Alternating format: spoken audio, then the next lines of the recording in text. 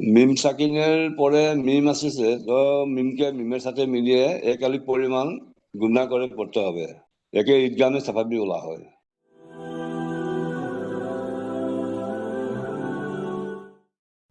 বিসমিল্লাহির রহমানির রহিম। আজ আমরা পড়ব সবক নাম্বার 18, মিম সাকিনের কায়দা। সবক নাম্বার 18, মিম সাকিনের কায়দা। এর আগে আমরা 4 দিন আমরা পড়েছিলাম, মানে 4টি সবক আমরা পড়েছিলাম। তানবিন ও নুন সাকিনের 4টি কায়দা, ইজহার, ইকফা, ইকলাব, ইদগাম, 4টি কায়দা আমরা পড়ে নিয়েছি। আজ আমরা পড়ব মিম সাকিনের কায়দা। মিম সাকিন বলতে কি? মিমের উপরে সাকিন থাকলে তাকে মিম সাকিন বলা হয়। ঠিক আছে? যেমন নুনের উপরে সাকিন থাকলে তাকে নুন সাকিন বলা হয়, ওই রকম ভাবে মিমের উপরে সাকিন থাকলে তাকে মিম সাকিন বলা হয়। মিম সাকিনের 3টি কায়দা। মিম সাকিনের 3টি কায়দা কি কি? ইজহারে সাফাবি, ইকফায়ে সাফাবি আর ইদগামে সাফাবি। প্রথমে এসছে ইজহারে সাফাবি, তারপরে এসছে ইকফায়ে সাফাবি, তারপরে এসছে ইদগামে সাফাবি। যেমন তানবিন নুন সাকিনের 4টি কায়দা ছিল, ইজহার, ইকফা, ইকলাব, ইদগাম, ওই রকম ভাবে মিম সাকিনের 3টি কায়দা, ইজহারে সাফাবি, ইকফায়ে সাফাবি, ইদগামে সাফাবি। আচ্ছা, প্রথমে আমরা পড়বো। আমাদের প্রথমে কাজ হলে কিন্তু এই কায়দার নামগুলোকে মুখস্থ করা। নামগুলোর নাম মুখস্থ করলে কিন্তু পরে ভুলে যাবো, কারণ এই কায়দার নামগুলো একটু কঠিন কঠিন নাম। নামগুলো মনে রাখতে হবে। ইজহারে সাফাবি, ইকফায়ে সাফাবি আর ইদগামে সাফাবি। আচ্ছা, প্রথম কি এসছে? ইজহারে সাফাবি কাকে বলা হয়? ইজহারে সাফাবি, ইজহারে সাফাবি বলা হয় মিম সাকিনের পরে যদি বা আসে। মিম সাকিনের মিম সাকিনের পরে যদি বা অথবা মিম ছাড়া অন্য কোনো অক্ষর আসে। মিম সাকিনের পরে যদি বা আর মিমটা বাদ দিয়ে আলিফ থেকে ইয়া পর্যন্ত যে কোনো অক্ষর আসুক না কেন, বা আর মিমটা বাদ দিয়ে, ঠিক আছে, তাহলে সেটাকে বলা হবে ইজহারে সাফাবি। আর ইজহারে সাফাবি আসলে কেমন করে পড়তে হবে? বিনা গুন্নায় জাহির করে পড়তে হবে, বিনা গুন্নায় জাহির করে পড়তে হবে। ঠিক আছে? মানে গুন্না করা যাবে না, ওই মিম সাকিনটাকে গুন্না করা যাবে না।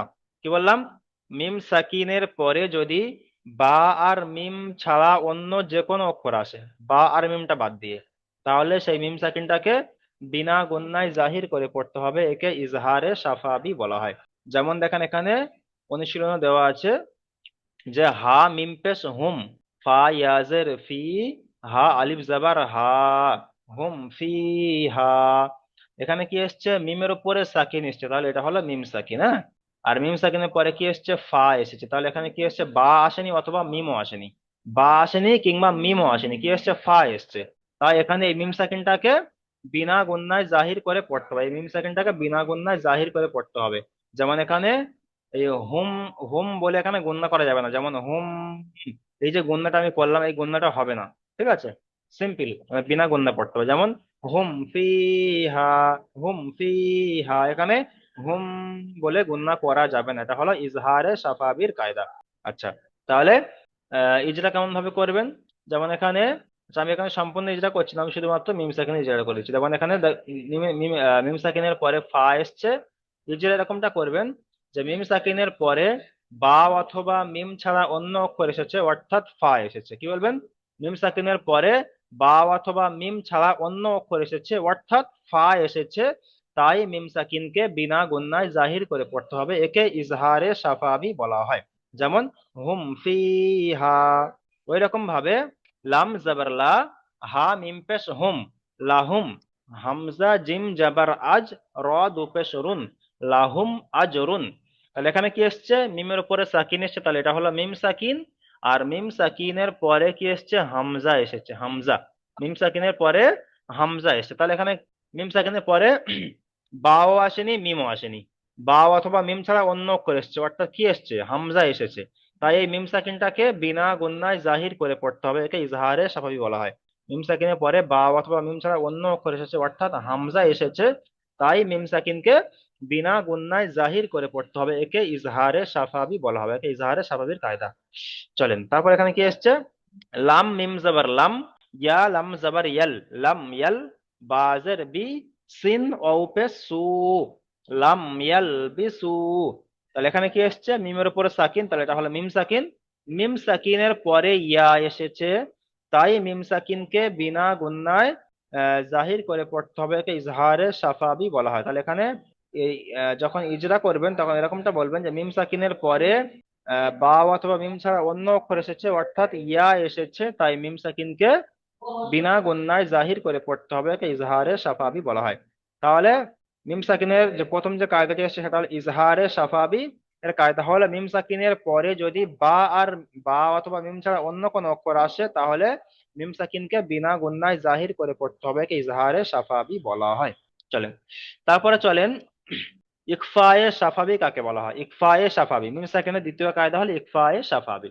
ইকফায়ে সাফাবি বলা হয় মিম সাকিনের পরে যদি বা আসে তাহলে মিমকে একালিপ পরিমাণ গুণনা করে পড়তে হবে, একে ইকফায়ে সাফাবি বলা হয়। মিম সাকিনের পরে যদি বা আসে, ঠিক আছে, তাহলে সেই মিমটাকে একালিপ পরিমাণ গুণনা করে পড়তে হবে, একে ইকফায়ে সাফাবি বলা হয়। যেমন এখানে অনুশীলনে উদাহরণ দেওয়া আছে, কি এসছে, হামজা নুন জের ইন, নুন জাবার না, ইন না, র বা জাবার রব, বা জাবার বা রব্বা, তাহলে ইন না রব্বা। হা মিম পেশ হুম, এখানে হা মিম পেশ হুমটা গণনা করতে হবে একালিপ পরিমাণ। কেন গণনা করতে হবে? এখানে মিম সাকিনের পরে বা এসেছে, মিম সাকিনের পরে বা এসছে, ওই জন্য এই মিম সাকিনটাকে গণনা করতে হবে, অর্থাৎ এই হা মিম পেশ হুম, এই যে হুমটা এখানে গণনা করতে হবে। যেমন ইন্না রাব্বাহুম, বাহুম, তারপরে বাজের বি, হা মিমজের হিম, ইন্না রাব্বাহুম বিহিম। তাহলে এখানে কায়দা কি এসছে, যে মিম সাকিনের পরে বা এসছে, তাই মিম সাকিনকে একালিপ পরিমাণ গুণনা করে পড়তে হবে, একে ইকফায়ে সাফাবি বলা হয়। কি বলবেন?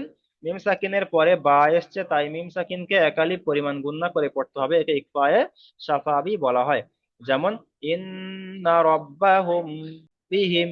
আচ্ছা, তারপরে দেখেন ফা জাবার ফা, বা শিন জাবার বাশ, ফাবাশ, শিন রজের শির, ফাবাশির, হা মিম পেশ হুম, ফাবাশির হুম, বা জের বি, আইন জাবার আ, জাল আলিফ জাবার জা, বা দু জের বিন, বি আযাবিন।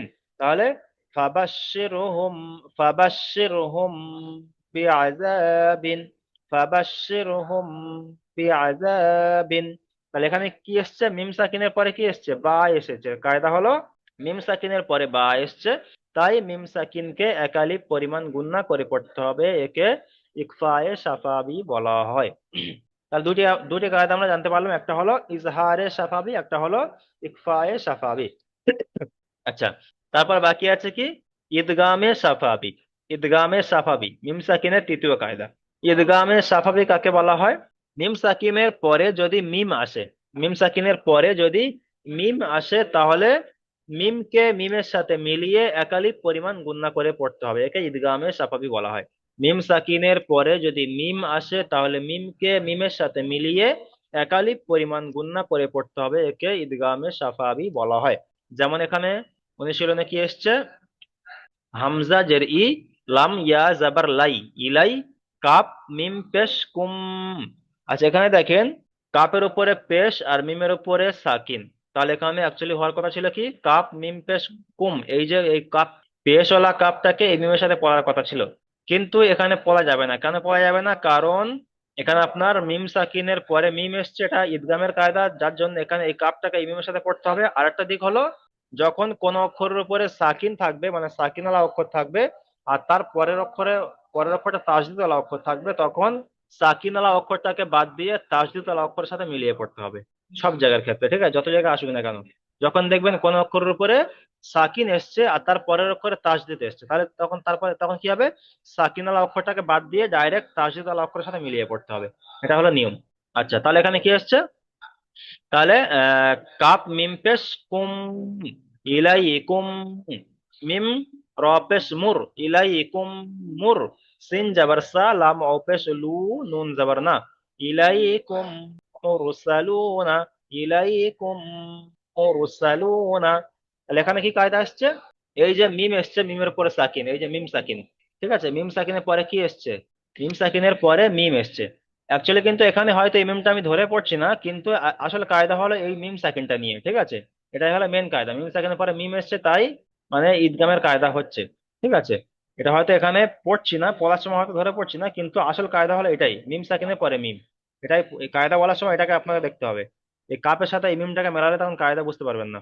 ওই জন্য এখানে কি এসছে, যে মিমের উপরে সাকিন এসে, এটা হলো মিম সাকিন, তাহলে মিম সাকিনের পরে কি এসছে, মিম এসেছে। মিম সাকিনের পরে মিম এসছে, কায়দা কি?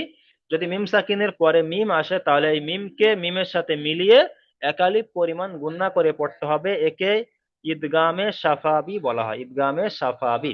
আচ্ছা, যেমন ইলাইকুম মুরসালুনা। আচ্ছা, ওরকম ভাবে এখানে কি আসছে? ফা ইয়াজের ফি, কফ পেশ কু, ফি কু, লাম ও পেশ লু, ফি কুলু, বা জেরবি, হা মিম জের হিম, ফি কুলুবিহিম, মিম জবর মা, র জবর র, দদ দু পেশ দুন, ফি কুলুবিহিম মারাদুন, ফি কুলুবিহিম মারাদুন। তাহলে এখানে কি এসছে? মিম সাকিন, মিম সাকিনের পরে মিম এসছে, তাই মিমকে মিমের সাথে মিলিয়ে একালিপ পরিমাণ গুণনা করে পড়তে হবে, একে ইদগামে সাফাবি বলা হয়। আচ্ছা, তাহলে আমরা মিম সাকিনের তিনটে কায়দা পড়লাম, একটা হলো ইজহারে সাফাবি, একটা হলো ইকফায়ে সাফাবি, একটা হলো ইদগামে সাফাবি। ইজহারে সাফাবি বলা হয় মিম সাকিনের পরে যদি বা অথবা মিম ছাড়া অন্য কোনো অক্ষর আসে তাহলে মিমকে বিনা গুণনায় জাহির করে পড়তে হবে, একে ইজহারে সাফাবি বলা হয়। তারপরে ইকফায়ে সাফাবি, মিম সাকিনের পরে যদি বা আসে তাহলে মিমকে একালিপ পরিমাণ গুণনা করে পড়তে হবে, একে ইকফায়ে সাফাবি বলা হয়। আর মিম সাকিনের পরে যদি মিম আসে তাহলে মিমকে মিমের সাথে মিলিয়ে একালিপ পরিমাণ গুণনা করে পড়তে হবে, একে ইদগামে সাফাবি বলা হয়। তাহলে মোট কথা হলো, মিম সাকিনের পরে যদি বা আর মিম আসে তাহলে গুণনা হবে, আর মিম সাকিনের পরে যদি বা আর মিম বাদ দিয়ে অন্য যে কোনো অক্ষর আসে না কেন, সেই ক্ষেত্রে আপনাকে মিম সাকিনটা বিনা গুণনা হবে, মানে গুণনা হবে না। ঠিক আছে, শুধুমাত্র বা আর মিমটা আসলে গণ্য হবে, এবং বা আর মিমটাও দুটো ভাগ আছে, কায়দা হিসেবে দুটো ভাগ আছে, একটা হলো বা আসলে ইকফায়ে সাফাবি, আর মিম আসলে ইদগামে সাফাবি। বুঝে এসছি সবার কায়দা? জি হুজুর। আচ্ছা, চলেন চলেন তাহলে প্রথমে পড়েন সৈয়দ শামসের আলী ভাই, চলেন। বিসমিল্লাহির রহমানির রহিম। ওয়াও মিম পেশ উ। এটা হা, হা ওয়াও নয়, ছোট হা। আচ্ছা, হা। হা, হা ওয়া পেশ হা, হা মিম পেশ হুম, ফা ইয়াজের ফি, হুম ফি হা, হুম হুম ফি হা, হুম ফি হা, আলিফ জবর হা, হুম ফি হা। আচ্ছা, হুম ফি হা। মিমের মিম সাকিনের পরে কাপ এসছে। মিম কাপ, সাকিনের পরে ফা কাপটি এসছে, ফা ফা। ফা, ফা এসছে। মিম সাকিনের পরে ফা, ফা এসছে। ফাটি উম, বা- বাও ফাটা মিম কিচ্ছু বাদ হবে না, দিয়ে। দেখেন ফাটা কিচ্ছু হবে না, এরকম বলবেন যে মিম সাকিনের পরে বা অথবা মিম ছাড়া অন্য অক্ষর এসছে, মানে অ্যাকচুয়ালি কি বলেন তো, এটা জি কেন বলছি, মানে বা আর মিমটা কেন বলছি, কারণ হলো বা আর মিমটা আসলে দুটো কায়দা আলাদা, ঠিক আছে, গুণনা হয় জি জি, ওই জন্য, আর বাকি গুণা হয়। কোনোটা গণ্য হয় না, সেই ক্ষেত্রে দেখা যাচ্ছে যেটা গণ্য হয় না সেই অক্ষরগুলো বেশি। দেখা যাচ্ছে আলিফ থেকে ইয়া জি পর্যন্ত শুধুমাত্র বা আর মিমটা গণ্য হচ্ছে, বাকি কোনোটা গণ্য হচ্ছে না, তাহলে এটা হচ্ছে জি বেশি অক্ষর। সেই জন্য এখানে এরকম ভাবে বললে বা আর মিমটাকে যদি আলাদা করে দিই তাহলে বাকি সবগুলো একসঙ্গে চলে আসছে, একই কায়দার মধ্যে আসছে, ওই জন্য হুম, এখানে বা আর মিমটাকে, ওই বা আর মিমটাকে উচ্চারণ করে বললে তখন কি হবে, ওই দুটাকে আলাদা করে দিচ্ছি আমরা। ওই জন্য এরকম বলা হচ্ছে যে মিম জি সাকিনের পরে বা অথবা মিম ছাড়া অন্য অক্ষর এসেছে, অর্থাৎ ফা এসেছে, এখানে যদি অন্য কোনো অক্ষর আসে ফার জায়গায়, আপনার হামজা জি আসুক বা ইয়া আসুক বা অন্য যে কোনো আসুক না কেন, বা আর মিমটা মধ্যে যে কোনো অক্ষর আসুক না কেন, সেই ক্ষেত্রে আপনাকে ইজহারে সাফাবির কায়দা বিনা গুণা পড়তে হবে। তাহলে এখানে এরকম বলতে হবে যে মিম সাকিনের পরে বা অথবা মিম ছাড়া অন্য অক্ষর এসেছে, অর্থাৎ ফা এসেছে, তাই মিম সাকিনকে বিনা আচ্ছা, গুণায় জাহির করে পড়তে বিনা হবে, গুণায় একে ইজহারে সাফাবি বলা হয়। সেটাই বলা হয়। জি। আচ্ছা, তারপর এখানে ইয়া সাকিনা ডান দিকে জের এসছে, কি কায়দা? ইয়াস, ইয়াসিনের ডান দিকে জবর এসছে। জবর নাই, জের জের, নিচে এসছে জের। আচ্ছা, এটা তো ফা, ফাই নিচে সেট। কায়দা আমরা পড়ে নিয়েছি শুরুর দিকে। ইয়া সাকিনের ডান জি দিকে জি জের এসছে, একে ইয়া মাদ্দা বলা হয়, হরফে মাদ্দা তিনটি, আলিফ মাদ্দা, ইয়া মাদ্দা, ওয়াও মাদ্দা। বুঝে আসছে? আলিফের ডান দিকে জি, যাবার তাহলে তাকে আলিফ মাদ্দা বলা হয়, ইয়া সাকিনের ডান দিকে জের তাহলে তাকে ইয়া মাদ্দা বলা হয়, ইয়া ওয়াও মধ্যে বলা সাকিনের হয়। ডান দিকে পেশ তাহলে তাকে ওয়াও মাদ্দা বলা হয়। তাহলে এটা কোন মাদ্দা? ইয়া মাদ্দা। ইয়া এটা সাকিনের ডান ইয়া দিকে মধ্যে জের এসছে, ইয়া মাদ্দা, ইয়া মাদ্দা কেমন করে পড়তে হবে? এক আলিফ পরিমাণ টান দিয়ে পড়তে একালি হয়। পরিমাণ টান দিয়ে পড়তে হবে। তারপরে এখানে আলিফের ডান দিকে যাবার এসছে, এটা কি কায়দা? আলিফ মাদ্দা, এটাকেও একালি পরিমাণ টান আলিফ দিয়ে পড়তে হবে। হুম। এগুলো এক আলিফ পরিমাণ টান দিয়ে পড়তে তাহলে হয়। এখানে কি তা উচ্চারণটা কি হলো পড়েন? হুম ফিহা, হুম ফিহা। ফি টান দিতে হবে, হোম ফি হা, কারণ ইয়া মাদ্দা আর আলিফ মাদ্দা এক আলিফ পরিমাণ করে টান হবে। হুম ফিহা, হুম ফিহা। ব্যাস। হুম ফি হ। আচ্ছা, তারপরে পড়েন আলী হোসেন শেখ ভাই, চলেন এখান থেকে। লাম জবর লা, হাম মিম পেশ হুম, লা হুম, ওয়া ওয়া হামজা, হাম হামজা হাম জিম জাবার আজ। হামজা, হামজা জিম জবর আজ, রা দু পেশরুন, আজরুন, লা হুম আজরুম। হুম, তাহলে এখানে মিম সাকিনের পরে হামজা এসছে, কি কায়দা? মিম সাকিনের আগে হামজা এসছে, এটা আগে হচ্ছে নয়, পারে আগে নয়, পরে পরে। মিম সাকিনের আগে হামজা এসছে, আগে এটা বলতে আগে, আগে মানে কি বলেন তো? আগে মানে হলো তার পূর্বে, বুঝতে পেরেছেন? তার ডান দিকের অক্ষর আগে, আর পরে হলো তার মানে বাঁ দিকে। এই যে এটা এটা হচ্ছে পারে দেখেন, মিম সাকিনটা কই? এটা হলো মিম সাকিন, এই এই হলো মিম সাকিন। হ্যাঁ, মিম সাকিনের পরে কি এসছে? হামজা। হামজাটা এসছে মিম সাকিনের পরে। হুম, তাহলে কি বলবো? মিম সাকিনের পরে মিম আহ সাকিনের পরে বা হ্যাঁ, বা বা মিম, অথবা মিম ছাড়া অন্য অক্ষর এসেছে, অর্থাৎ হামজা এসেছে। হুম, অর্থাৎ হামজা এসছে, হামজাকে বিনা গুণায় জাহির করে পড়তে হবে, তাকে হামজাকে ইজাহারে বিনা গুণনা সাফাবি বলে। নয়, মিম সাকিনটা কি, বা মিমটাকে গুণনা, বিনা গুণনা। হামজা আসার মিম কারণে মিম সাকিনটা মানে বিনা গুণনা হবে, বা মিমটা বিনা গুণনা হবে, বুঝতে পেরেছেন? হামজা আসার কারণে মিম সাকিনকে বিনা গুণায় জাহির জাহির করে করে পড়তে পড়তে হবে, হবে। এই কায়দাটির নাম কি? একে একে ইজহারে সাফাবি কায়দা, ইজাহারে ইজহারে সাফাবি, সাফাবি। সাফাবি। যেমন কি উচ্চারণ হলো? লাহুম ইয়াজরুন, লাহুম ইয়াজরুন, আজরুন, লাহুম আজরুন। লাহুম লাহুম আজরুন। বেশ, তারপরে পড়েন শেখ মাইনুদ্দিন ভাই, চলেন। লাম মিম জবর লাম, লাম মিম জবর লাম, ইয়া লাম জবর লা, ইলা ইলা, বা ইয়া লাম জাবার ইয়াল, ইয়াল, ইয়া লাম জাবার ইয়াল। ইয়াল, ইয়াল বা জের বি, সিন পে সিন, ইয়াও পে সু, ইয়াল বা সিউ, লাম ইয়াল ইয়াল ইয়া, বিসু, লাম ইয়াল লাম বিসু। ইয়াল বিসু, লাম ইয়াল বিসু। আচ্ছা, এখানে মিম সাকিনের পরে ইয়া এসছে, কত মিম সাকিনের কায়দাটি বলেন। মিম সাকিনের পরে মিম বা বা বা ছাড়া ইয়া এসেছে। হুম, তাই মিমকে বিনা গুণনায় জাহির করে তাড়াতাড়ি পড়তে হবে। ইয়াকে আহ, পায়ে ইজহারে সাফাবি বলা হয়, সাফাবি ইজহারে সাফাবি, সাফাবি। ইজহারে সাফাবি বলে। যেমন লাম লাম, আহ, ইলা যেমন বা শিরু বা দেখেন, শির, এখানে মিম ইলা সাকিনের বা শির। পরে বা অথবা মিম ছাড়া অন্য অক্ষর এসেছে, অর্থাৎ ইয়া এসেছে, তাই মিম সাকিনকে বিনা গুণনায় জাহির করে পড়তে হবে, একে ইজহারে সাফাবি বলা হয়। আচ্ছা, এখানে ওয়াউ সাকিন ডান দিকে পেশ এসেছে, কি কায়দা এটা বলেন। ওয়াও মাত্রা ওমানটা কেমন করে পড়তে হবে? কালি পরিমাণ টান দিয়ে পড়তে হবে। আচ্ছা, চলেন মিউট করেন। তারপর এখান থেকে পড়েন আনারুল ভাই, চলেন। হামজা নুজের ইন, নুন জবর না, ইন্না, আহ, র বা জের রিব, বা জবর বা, রিব্বা, র বা জাবার রব, বা জাবার বা, রব্বা। রব্বা, হা মিম পেশ হুম, রব্বা হুম, বা জের বি, হা মিম জের হিম, বিহিম, ইন্না রব্বা হুম বিহিম। হামজার নিচে জের এসে এটি হলো হারাকাত, হারাকাতের পর তাড়াতাড়ি পড়তে হয়, টান দেওয়া নিষেধ। আচ্ছা, পুরো ইজরা নুনের করতে উপরে হবে না, পুরো ইজরা করতে হবে না, চলেন। এখানে নুনের উপরে তাসদিদ এসছে, নুনটা কি কায়দা বলেন তো? আহ, নুনটা, নুনের উপরে তাসদিদ এসেছে, একে আগের অক্ষরের সাথে একবার পড়তে হয়, তা একবার নিচে নিচে না না, পড়তে হয়। কায়দা ওটা হলো ইজরা, কায়দা কি? নুন এবং মিমের উপরে তাসদিদ থাকলে কি কায়দা, কেমন করে পড়তে হয়? একে এক আলিফ পরিমাণ টান দিয়ে গুণনা করে পড়তে হয়। তাহলে ওয়াজিব গুন্না, এক আলিফ পরিমাণ গুন্না করে পড়তে হয়। আচ্ছা, ওয়াজিব তারপর গুণনা। এখানে মিম সাকিনের পরে বা এসছে, কায়দাটি বলেন।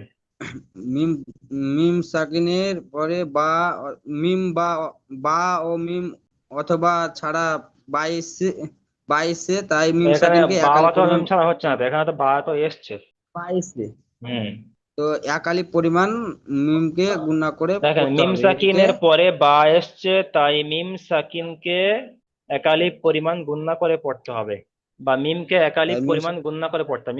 মিম সাকিন বলার দরকার নেই, মিমকে একালিফ পরিমাণ গুণনা করে পড়তে হবে। দুটোই বললে হবে, অসুবিধা নেই, মিম সাকিন বা মিম দুটোই বললে হবে। মিমকে বা মিম সাকিনকে একালিফ পরিমাণ গুণনা করে পড়তে হবে, একে ইকফায়ে সাফাবি বলা হয়, ইকফায়ে সাফাবি। একে একে ইকফায়ে সাফাবি বলা হয়। হুম, যেমন কি উচ্চারণ হলো? ইন্না রব্বি ইন্না রব্বাহুম বিহিম। ইন্না রব্বিহিম।